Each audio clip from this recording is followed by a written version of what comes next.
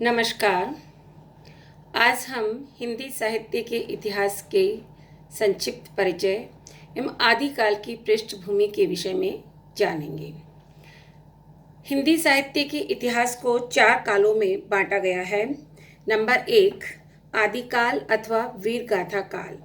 इसकी समय सीमा 1050 से 1375 तक मानी गई है। नंबर 2, भक्ति काल अथवा पूर्व मध्य काल। 1375 से 1700 तक इसकी समय सीमा मानी गई है। नंबर 3, रीतिकाल या उत्तर मध्यकाल, जिसकी समय सीमा 1700 से 1900 की मानी गई है। और आधुनिक काल, जिसे कि गद्य काल भी कहा जाता है, 1900 के पश्चात अब तक जो है यह माना जाता है। तो आदिकाल हिंदी साहित्य का सर्वप्रथम काल है। तो आज हम इसी के विषय में पढ़ेंगे। आदिकाल की पृष्ठभूमि। साहित्य समाज का दर्पण होता है, इसलिए कोई भी साहित्य समाज के संस्पर्श के अछूता नहीं रह सकता। यही कारण है कि प्रत्येक युग की अपनी परंपराएं होती है और किसी भी काल या युग को समझने के लिए उसके परिवेश को भली प्रकार से समझना आवश्यक होता है। इसी दृष्टि से आदिकालीन साहित्य के इतिहास के साथ तत्कालीन राजनीतिक, धार्मिक, सामाजिक, सांस्कृतिक व साहित्यिक परिस्थितियों को जानना भी अत्यधिक आवश्यक है। तो आइए आज हम चर्चा करते हैं आदिकाल की इन्हीं परिस्थितियों पर। तो सबसे पहले हम लेते हैं राजनीतिक परिस्थितियां। आदिकाल को हिंदी साहित्य के इतिहास का प्रारंभिक काल माना जाता है। इस काल में जो भी राजनीतिक परिस्थितियां उभर कर सामने आई, उसे हम संक्षिप्त रूप से निम्न बिंदुओं के माध्यम से भली प्रकार समझ सकते हैं। तो नंबर 1 तो है कि इस समय हर्षवर्धन के साम्राज्य का पतन आरंभ हो गया था।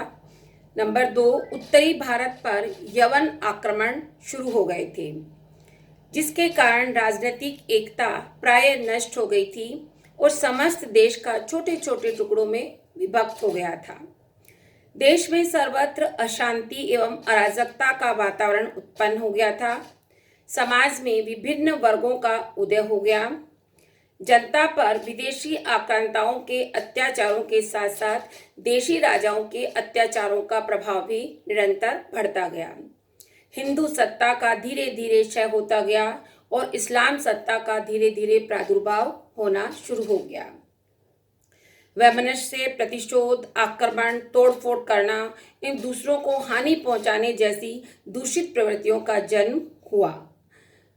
कवियों एवं पंडितों को इस काल में कोई प्रोत्साहन नहीं मिला। स्त्रियों की दशा भी अत्यंत दयनीय थी और धर्म एवं राजस्व से मुक्त रहकर कविता करने वाले कवियों का यहाँ पर कोई स्थान प्राप्त नहीं हुआ। तो इससे हम इस निष्कर्ष पर पहुँचते हैं कि आदिकाल की जो राजनीतिक परिस्थितियाँ थी, उसमें हिंदू सत्ता के धीरे धीरे पतन की एक करुण कहानी संकेतित होती है। और इस प्रकार आदिकाल की राजनीतिक परिस्थितियों ने जनता के मन में एकता व साहस के स्थान पर वैमनस्यता, कायरता के साथ साथ भय भी उत्पन्न कर दिया। अब हम आते हैं धार्मिक परिस्थितियों पर। राजनीतिक परिस्थितियों के समान ही आदिकाल की धार्मिक परिस्थितियां भी अत्यधिक विषम एवं असंतुलित थीं। जनता के मन में गहरा असंतोष, क्षोभ और भ्रम छाया हुआ था। वैदिक यज्ञ, मूर्ति पूजा, जैन एवं बौद्ध उपासना पद्धतियां, सारी पद्धतियां एक साथ चल रही थी और विषम परिवर्तनशील धार्मिक संक्रमण की स्थितियों में कवियों ने खंडन, मंडन, हठ योग साधना, वीरता एवं श्रृंगार पर ही अत्यधिक साहित्य लिखा था। इसे हम इस प्रकार भी समझ सकते हैं संक्षेप में। नंबर 1 तो कि यहाँ पर विभिन्न संप्रदायों जैसे शैव, स्मार्त एवं बौद्ध आदि मतों में परस्पर गंभीर संघर्ष होना शुरू हो गया। अंधविश्वास के प्रभाव में वृद्धि होती चली गई। धर्म के नाम पर जनता को ठगा जाने लगा और उन्हें शक्तिहीन और कमजोर बनाया गया। विभिन्न धर्मों का मूल स्वरूप प्रायः लुप्त होता चला गया। इसी समय इस्लाम धर्म का भी उदय हुआ। खंडन मंडन के द्वंद्व का प्रचार प्रसार आरंभ होता गया। धार्मिक स्थलों की अत्यधिक दुर्दशा हो गई। धर्म के संस्थापक भी भ्रष्ट हो गए और उनका नैतिक पतन आरंभ हो गया। लोगों में चमत्कारों के प्रति आकर्षण उत्पन्न हुआ और दक्षिण भारत में जो अद्वैतवाद का प्रचार हुआ था उसका अब उत्तर भारत में आरंभ हुआ। तो इस प्रकार ये इसकी धार्मिक परिस्थितियां थी जिन्हें हम संक्षेप में समझ सकते हैं। नंबर 3 पर आती है सामाजिक परिस्थितियां। राजनीतिक और धार्मिक परिस्थितियों की भांति ही सामाजिक परिस्थितियां भी बहुत अधिक अच्छी नहीं कही जा सकती थी। इसे हम यूँ समझ सकते हैं, जनता में निराशा का भाव पैदा हो गया था। जनता अत्यधिक युद्धों से त्रस्त एवं भयभीत थी और अनेक प्रकार के धार्मिक भ्रांतियों के कारण उसकी मनोदशा अत्यधिक असहाय हो गई थी। जाति भेद का समाज में कठोरता से पालन किया जाता था। स्त्री की दशा अत्यधिक दयनीय थी, उसे मात्र भोग की वस्तु ही माना जाता था। सामान्य जनता के लिए शिक्षा का भी कोई प्रावधान नहीं था। सांप्रदायिक तनाव बढ़ते जाते थे। सती प्रथा तथा अन्य कुरीतियों का समाज में बोलबाला था। धार्मिक अंधविश्वासों का भी बोलबाला था। अकाल, युद्ध और महामारियों का प्रकोप अत्यधिक उस समय अलग से था और आम जनता जो है राज्याश्रय और धर्माश्रय से अपने आप को ठगा हुआ महसूस कर रही थी। सामाजिक परिस्थितियों के पश्चात आते हैं हम सांस्कृतिक परिस्थितियों पर।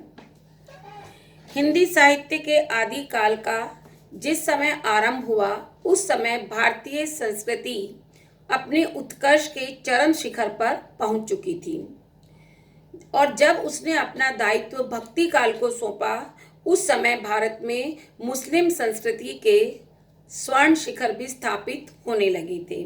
तो इस प्रकार से आदि काल को हम दो संस्कृतियों के संक्रमण एवं ह्रास और विकास की गाथा कह सकते हैं, जिसे हम निम्न बिंदु के माध्यम से समझ सकते हैं।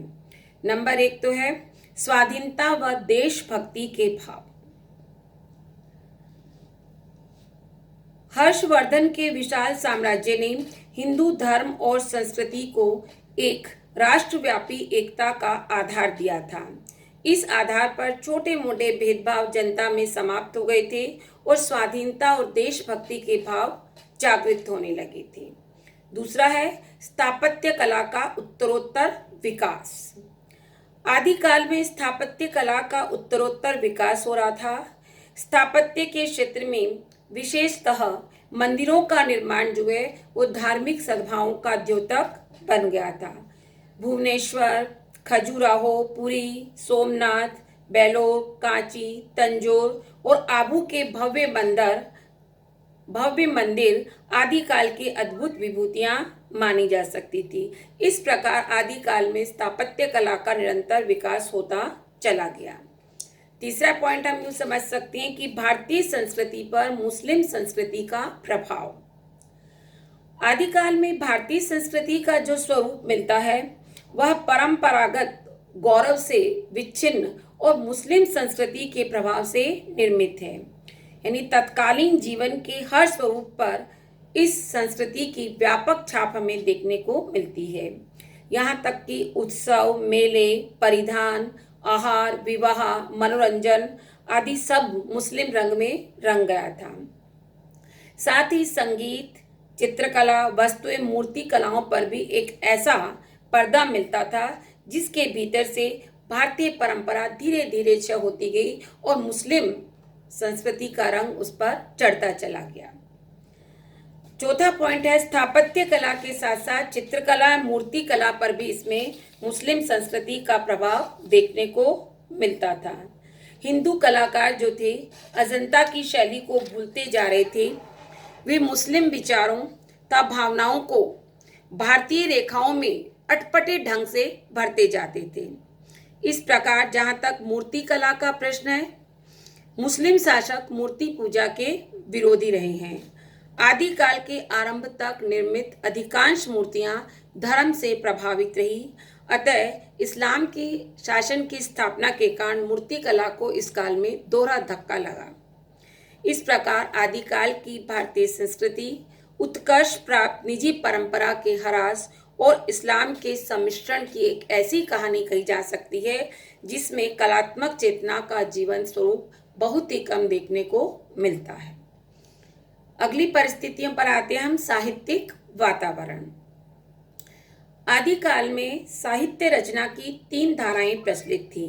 नंबर 1 संस्कृत, नंबर 2 अपभ्रंश और प्राकृत साहित्य और नंबर 3 हिंदी साहित्य।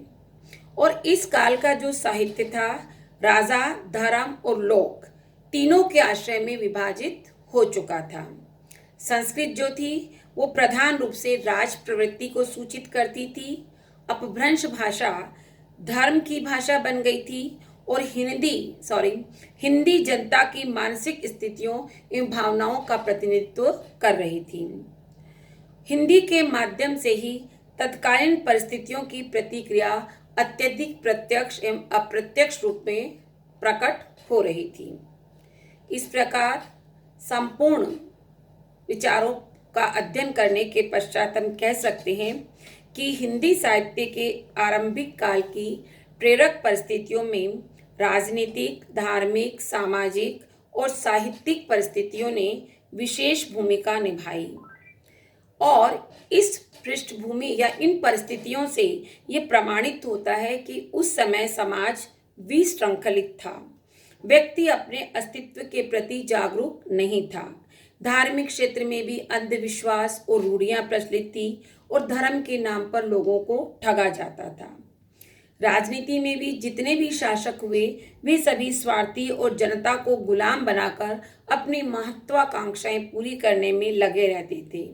इस प्रकार प्रत्येक रचनाकार अपने समय की परिस्थितियों से प्रेरणा लेता है, प्रभाव ग्रहण करता है और मानस मंथन के पश्चात ही वो सृजन के मार्ग पर अग्रसर होता है। यही कारण है कि हिंदी साहित्य के आदि काल में जो विविधता, विषय वस्तु की अव्यवस्थित स्थितियां और शैली वैविध्य देखने को मिलता है वो सब इन्हीं परिस्थितियों की देन है। आगे हम आदिकाल के नामकरण की चर्चा अगले लेक्चर में करेंगे।